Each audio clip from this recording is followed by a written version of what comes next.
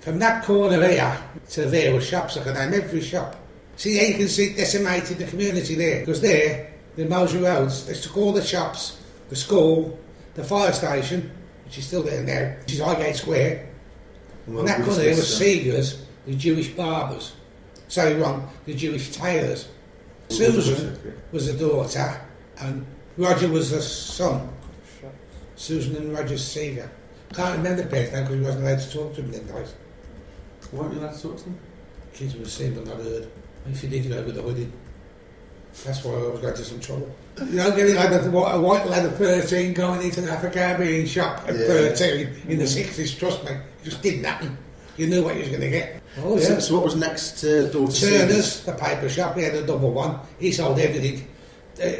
One of his things was, my brother used to buy him dinky toys. And I used to have the collection of them, the small ones. Matchbox. He used to sell Matchbox and dinky cars. So it was a bit of a convenience store, it wasn't just... Everything, yeah. It was a good old-fashioned newsagents and stuff. It wasn't like the ones you got now, they sold papers, sweets, toys. A convenience store you could today, we just go to the local shop, you know. Next door to that, I think they'll go back. The Candy Box, George Harrison, the Candy Box. That was purely a sweet shop. Was this like a real traditional sweet shop? Oh, everything. It's been there for years, isn't it? Yeah, yeah.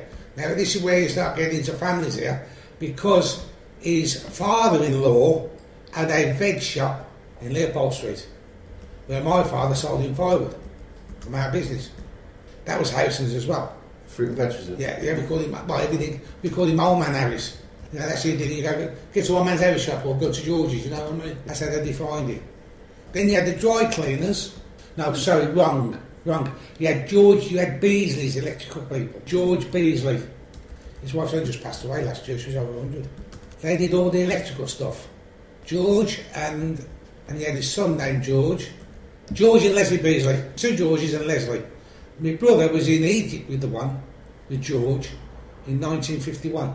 I didn't see my brother for 2 years. And by all accounts, my mum told me, when my brother picked me up, I screamed like a banshee. So he had to take me off the George Candy Box and spend all these tokens to buy me sweets. And that's how he shot me up, because he thought I would have been fucking kidnapped. We don't know, who's this stranger? I never met him. You know what I mean? So that was then, that was a memory. I remember screaming. I could have only been about 4, but I remember screaming. Right next door then was the dry cleaners. No, sorry, wrong. Post office. Okay.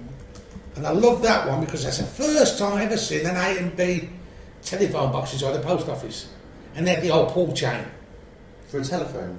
It was all, well, to me I thought it was. Because, you know, you're only young, you see that pull, the phone rang. But what it was, no, that's how they put the cash through. You remember the old pulley systems?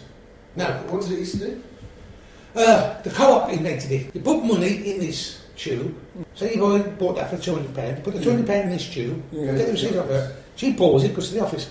No, because they had the Nevos, which was like vacuum. That's it, yeah. Just shoot up. That's it. Yeah. So the post office had that. That was most of the post office. Then next door to that, you had the dry cleaners.